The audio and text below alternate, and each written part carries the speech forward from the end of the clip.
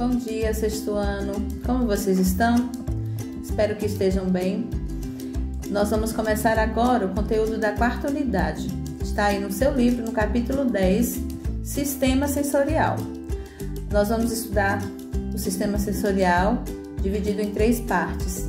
A primeira parte é a que eu vou falar hoje neste vídeo. Diariamente, nós participamos, nós fazemos várias ações, como, por exemplo, se abaixar, pular corda, correr, pular, andar de bicicleta, lavar louça.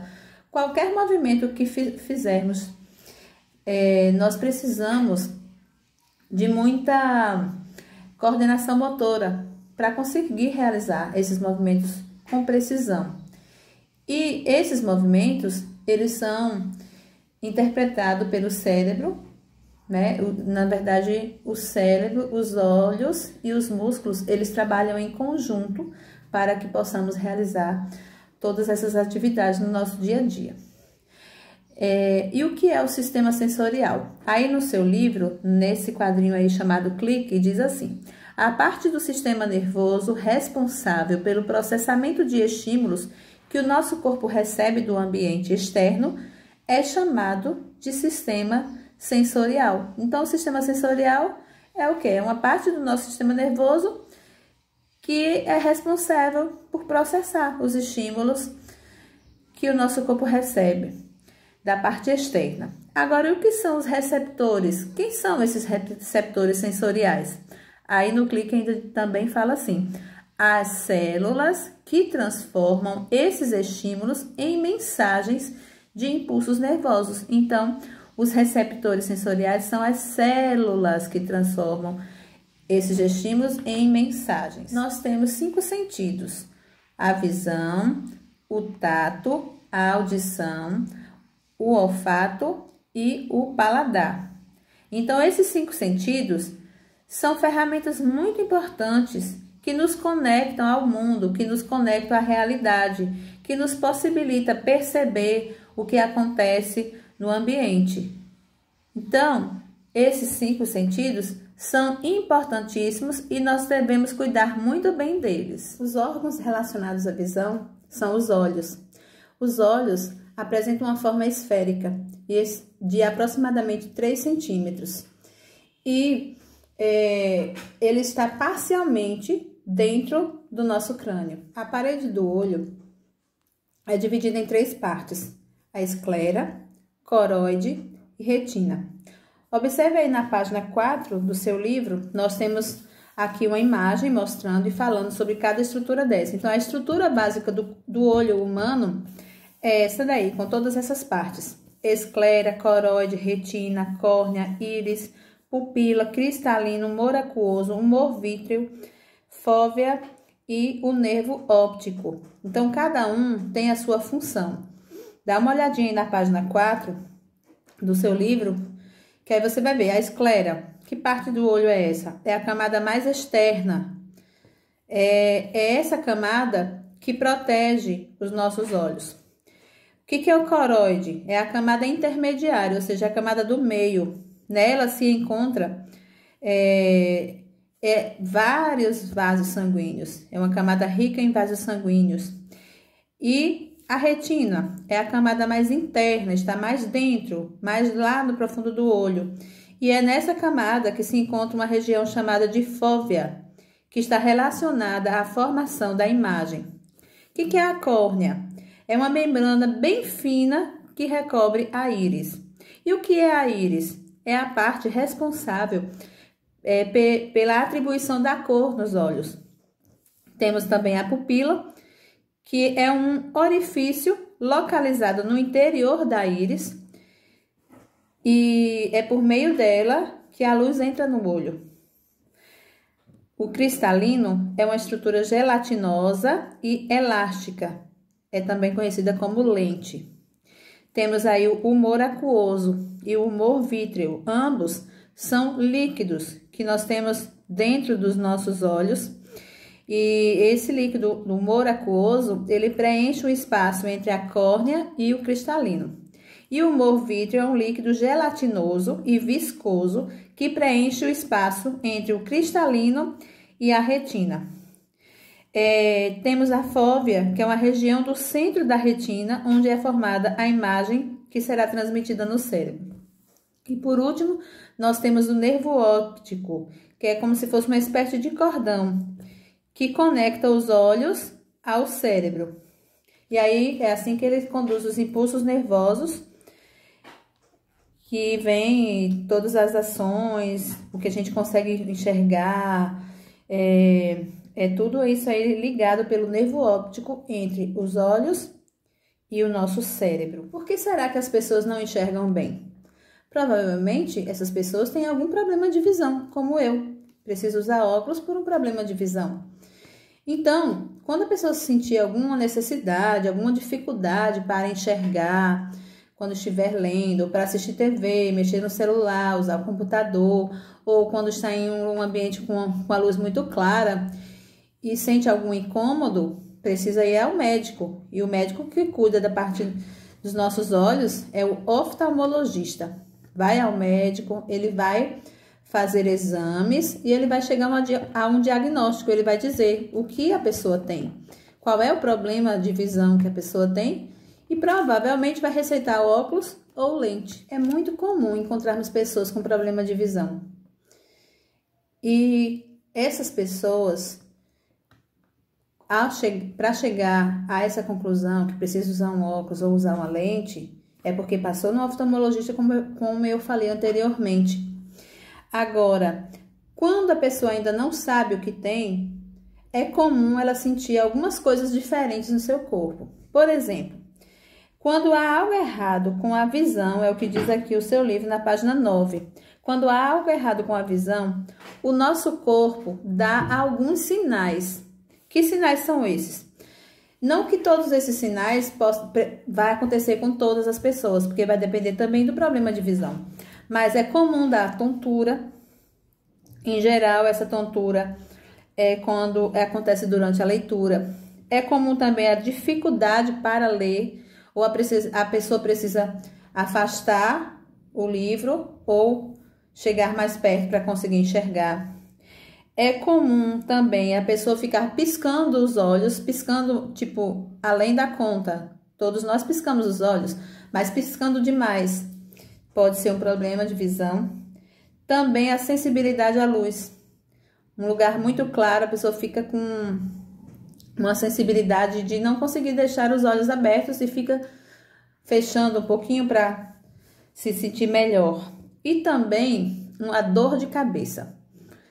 Principalmente enquanto está lendo ou após a leitura, passou muito tempo no celular ou assistindo TV, no tablet, então vai dar uma dorzinha de cabeça, mas a pessoa às vezes nem relaciona uma coisa com a outra e acha que não tem nada a ver, e às vezes pode ser sim um problema de visão. Vamos agora ver alguns problemas de visão. São muitos os problemas, mas aqui nós vamos falar apenas de alguns, os mais comuns, que no caso é a miopia, a hipermetropia e o astigmatismo.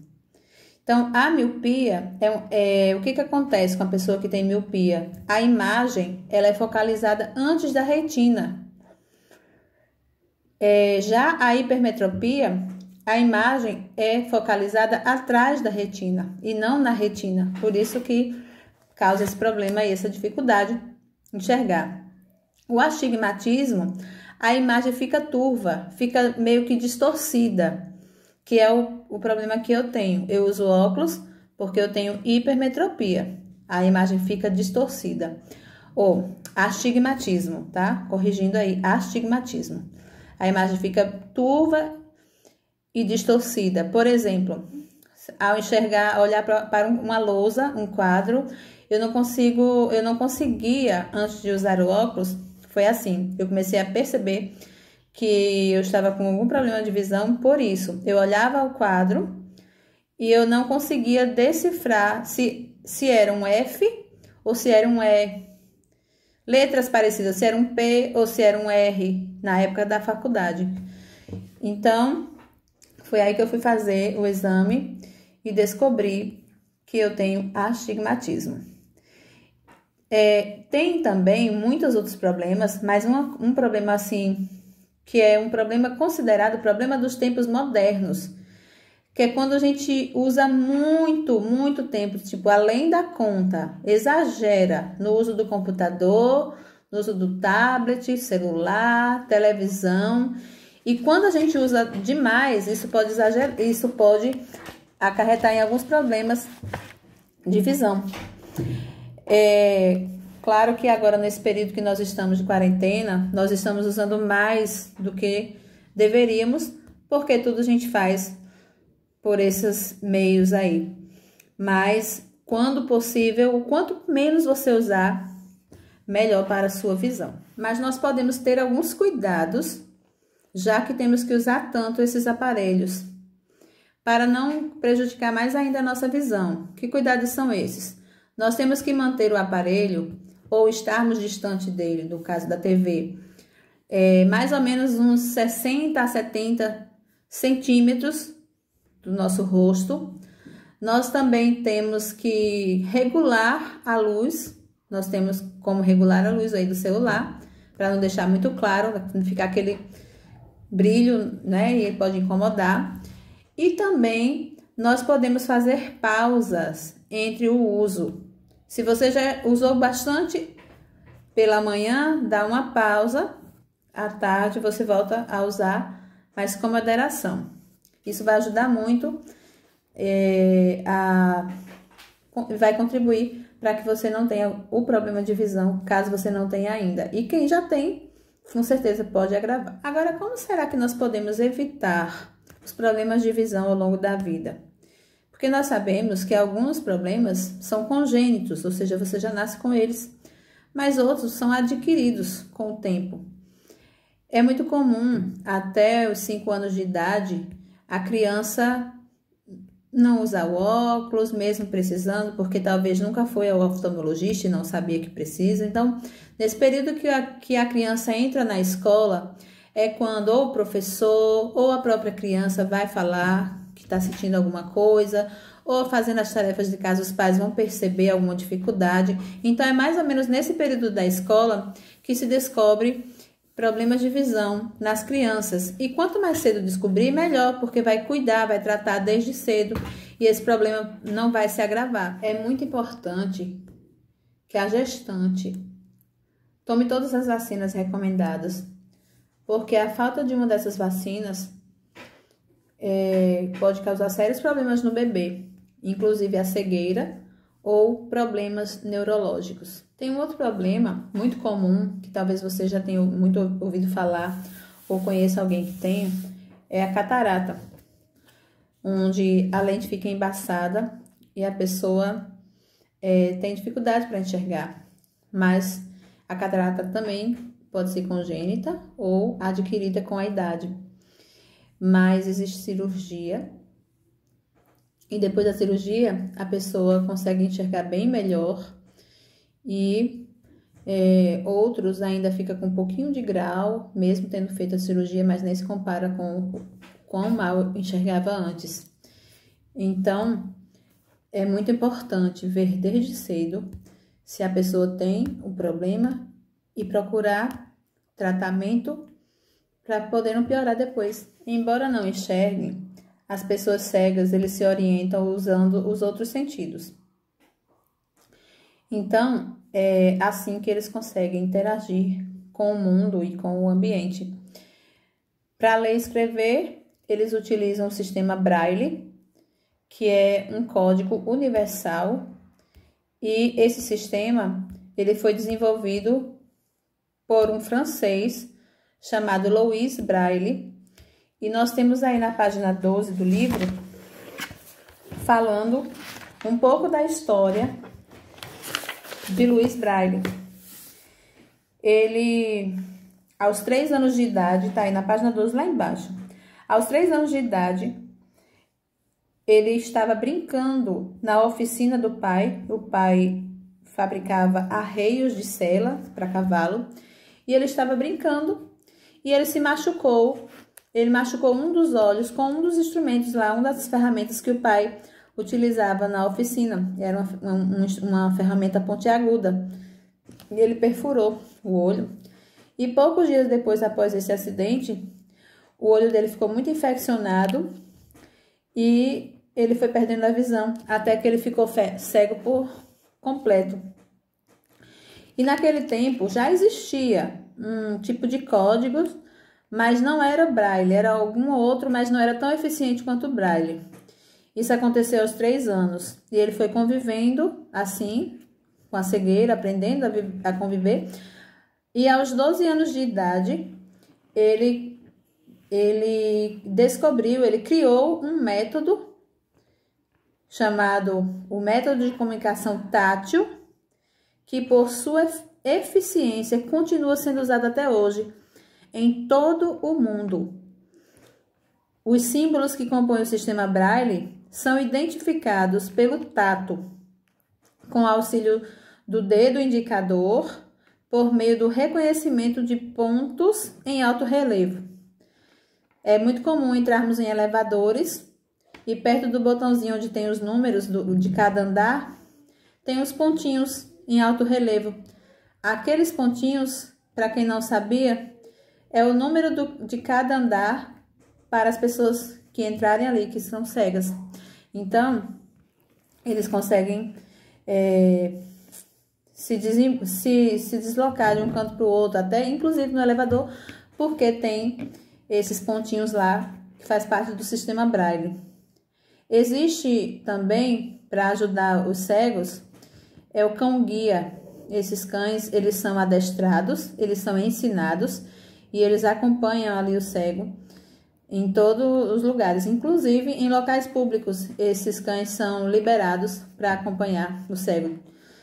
E muitas pessoas que caminham pelas calçadas, eles têm muita dificuldade, porque não é todo lugar que tem rampas ou que tenha alguma sinalização própria para eles. E muitas vezes as pessoas não respeitam, né? E não ajudam quando eles precisam. Aqui mesmo em Itabuna, não sei se vocês sabem, mas na Avenida Cinquentenário, aqui no centro, próximo das lojas, tem um caminho diferente do piso. Aquele caminho diferente é alto relevo. Vocês podem perceber depois se vocês nunca viram isso. Esse caminho é por onde o cego anda, deve andar, porque ali ele vai sentir através do tato com os pés que ali ele está no caminho certo. Porém, se vocês observarem, quase ninguém respeita. Aquele lugar ali tinha que estar livre, porque no momento que o cego estivesse passando, ele estaria livre, mas não, todo mundo passa, todo mundo pisa, todo mundo usa o mesmo lugar. Caso o cego precise, ele vai ter que andar normalmente pelo outro lado, sem o direito de caminhar o lugar por onde ele deveria caminhar, que foi feito próprio para ele. Eu vou ler aqui uma frase para vocês. Todas as pessoas com deficiência visual devem ter a oportunidade de aprender a ler e a escrever em Braille. É um direito deles. Todos devem ter a oportunidade de aprender a ler e escrever. Aí no seu livro, na página 13, diz que desde o ano de 1961, o Dia Nacional do Cego é comemorado em 13 de dezembro, tá? Então, 13 de dezembro é o Dia Nacional do Cego. Então, vamos respeitar, vamos ajudar dentro do que for possível essas pessoas que tanto precisam ser inseridas na sociedade, né? Como qualquer um outro, porque é direito de todos. Algumas coisas que eu não cheguei a falar ou a detalhar, tá tudo aqui nesse capítulo 10, falando sobre esse sistema sensorial, que é a visão. Tchau, gente! Até mais, beijos!